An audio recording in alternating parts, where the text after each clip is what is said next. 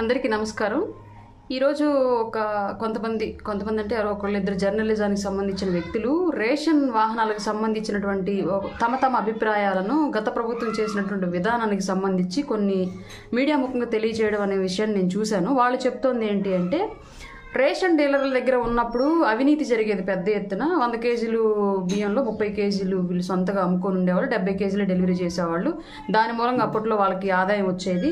Ration వాహనాలు ఇంటికి వచ్చి ఇవ్వడం మొదలుపెట్టిన తర్వాత అవినీతి అనేది లేకుండా పోయింది. డీలర్లకి ఆ డబ్బులు అనేవి అందకే రేషన్ డీలర్లలో వ్యతిరేకత పెరిగింది. జగన్కి అది ఒక వ్యతిరేకత అని చెప్పేసి వాళ్ళ యొక్క వివరణ. బట్ వాస్తవాలు చెప్తాను నేను ఇప్పుడు. అంటే నేను చూస్తున్నటువంటి ఊర్లో, మా ఊర్లో లేదా నా కుటుంబంలో, మా పక్క ఊర్లో, మా అమ్మ వాళ్ళ ఊరు, అక్క వాళ్ళ ఊరు, బంధువుల ఊర్లు, వీటికి సంబంధించినటువంటి జనాలలో ఏం జరుగుతుంది, మేమేం భావిస్తున్నాం అనే దాని గురించి మాత్రమే మాట్లాడతాను. గతంలో స్టోర్లో అంటే రేషన్ షాపులకు వెళ్ళి రేషన్ తెచ్చుకునేటప్పుడు ఎలా అయితే రేషన్ బియ్యం తినడానికి ఇష్టపడని వాళ్ళు ఎవరైతే ఉంటారో వాళ్ళు కేజీ 10 రూపాయల కింద అక్కడే డీలర్కే ఇచ్చేసి ఆ 10 రూపాయలు వీళ్ళు తీసుకొచ్చుకునేవాళ్ళు. యథావిధిగా అదే ఇప్పుడు కూడా రేషన్ డీలర్లు వాహనాలతో ఇంటికి తీసుకొచ్చి ఇస్తున్నా సరే సేమ్ అదే జరుగుతోంది. ఇప్పుడు 25 కేజీలు ఒక ఇంటికి రావాలి అంటే 25 కేజీలకి 250 రూపాయలు డబ్బులు ఇచ్చేస్తున్నారు. రేషన్ బియ్యం వాళ్ళే తీసుకెళ్ళిపోతున్నారు. రేషన్ వ్యాన్లో వచ్చి తీసుకున్న వాళ్ళు ఎవరైతే ఉన్నారో ఆ కాంట్రాక్ట్, ఆ జాబ్లు వాళ్ళే తీసుకెళ్ళిపోతున్నారు. ఎలాంటి మార్పు లేదు దానికి సంబంధించి, దీనికి సంబంధించి.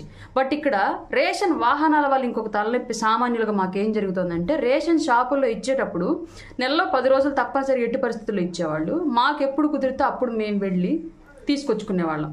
ఇది జనరల్గా మాకు దగ్గరలో ఉంటాయి కాబట్టి గ్రామాలు అండ్ పట్టణాలకు దగ్గరలో ఉండే పల్లెటూర్ల విషయం. అంటే సుదూర ప్రాంతాల్లో ఎక్కడన్నా రేషన్ షాప్ ఒక ఊర్లో ఉండి తండాలు ఇంకెక్కడన్నా దూరంగా ఉన్న వాళ్ళకి మేబీ అక్కడికి వెళ్ళి తెచ్చుకోవడం ఇబ్బంది అవుతుందేమో. మరి వాహనాలు వాళ్ళ ఇళ్ళకెళ్ళి ఇస్తనే ఎప్పటికైనా, లేదంటే అది కూడా అట్లాగే జరుగుతుందో, ఎక్కడో దూరాన్ని పెడితే ఆ వెహికల్ తీసుకెళ్ళి తెచ్చుకోవడం అనేది నాకైతే తెలీదు. జనరల్గా పట్టణాలకు దగ్గరలో ఉన్నటువంటి గ్రామాలు, రోడ్డు వసతి అన్ని సవ్యంగా ఉన్నటువంటి గ్రామాలకు సంబంధించిన విషయం మాత్రం నేను చెప్తున్నాను.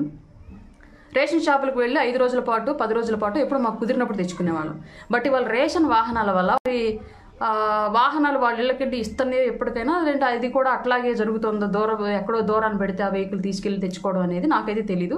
జనరల్గా పట్టణాలకు దగ్గరలో ఉన్నటువంటి గ్రామాలు, రోడ్డు వసతి అన్ని సవ్యంగా ఉన్నటువంటి గ్రామాలకు సంబంధించిన విషయం మాత్రం నేను చెప్తున్నాను. రేషన్ షాపులకు వెళ్ళి 5 రోజుల పాటు 10 రోజుల పాటు ఎప్పుడు మాకు కుదిరినప్పుడు తెచ్చుకునేవాళ్ళం. బట్ ఇవాళ రేషన్ వాహనాల వల్ల వాళ్ళు సైరన్ వేసుకొని కుయ్యి మనది ఒక ఎమర్జెన్సీ లాగా వచ్చి ఇప్పుడు తీసుకుంటేనే వీధిలో ఒక మూలను ఎక్కడో పెడుతున్నారు. ఆ మూల అందరం పోయి అక్కడ నించోవాలి. అప్పుడు తీసుకుంటేనే ఇస్తాడు. ఇన్ కేస్ ఆ మూల నుంచి ఇంక మిస్ అయ్యి వెళ్ళాడంటే మళ్ళీ రాడు. ఇంకో బజార్కి వెళ్తే ఇంక 2-3 బజార్లు అయినా సరే వాళ్ళు ఎక్కడికుంటే అక్కడికి వెళ్ళేసి మేము అప్పుడే తెచ్చుకోవాలి. ఇన్ కేస్ ఆ ఏరియాలో ఆ రోజు తిరగడం అయిపోయింది అంటే ఇంక తర్వాత ఇవ్వట్లేదు. ఈ నెలలో తీసుకోకపోతే నెక్స్ట్ మంత్, ఆ మంత్ది, ఈ మంత్ది కలిపి ఇవ్వాలి కదా, అట్లా కూడా ఇవ్వట్లేదు. రేషన్ వాహనాలు ఇంటికి వచ్చి తీసుకోవడం వల్ల అదొక ఎమర్జెన్సీ సిచ్యువేషన్ మాకు క్రియేట్ అయిపోయి, అయ్యో ఇప్పుడు తీసుకోకపోతే ఇవ్వడేమన్న ఆలోచనలోకి వెళ్ళిపోయి పరుగులు తీయాల్సి వస్తుంది. దానివల్ల సామాన్యులకు మాకు అది కొంచెం ఇన్కన్వీనియంట్గానే ఉంది తప్ప కన్వీనియంట్గా అయితే లేదు. ఇది నా అభిప్రాయం. అలాగే నాలాంటి మా సరౌండింగ్స్, మా పరిసర ప్రాంతాల్లో ఉన్నటువంటి వాళ్ళందరి అభిప్రాయం కూడా ఇదే. మేబీ ప్రభుత్వం దీని మీద ఎలాంటి నిర్ణయం తీసుకున్నా సరే ఆలోచించి గ్రౌండ్ రిపోర్ట్ తీసుకొని చేసుకోవాలని చెప్పి పాలసీ అనేది తీసుకొస్తే హ్యాపీగా ఉండేదని చెప్పేసి అనుకుంటున్నాను. కొంతమంది ఎవరో విశ్లేషకులు చేసినటువంటి విశ్లేషణలు మరి వాళ్ళకి నిజంగానే వాళ్ళు రేషన్ తీసుకునే అలవాటు ఉందా, ఆ ఎక్స్పీరియన్స్ తెలుస్తోందా, గతంలో రేషన్ షాపులకు వెళ్ళి తీసుకునేటప్పుడు దానికి ఇప్పుడు వాహనాలు ఇంటికి వస్తుంటే తీసుకుంటున్న దానికి మధ్య తేడా తెలుస్తోందా లేదా, అది ఇబ్బందికరంగా ఉందా లేదంటే వాళ్ళ పర్సనల్ ఎక్స్పీరియన్స్ ఏంటో మాకైతే తెలీదు. మా ఎక్స్పీరియన్స్ అయితే ఇది.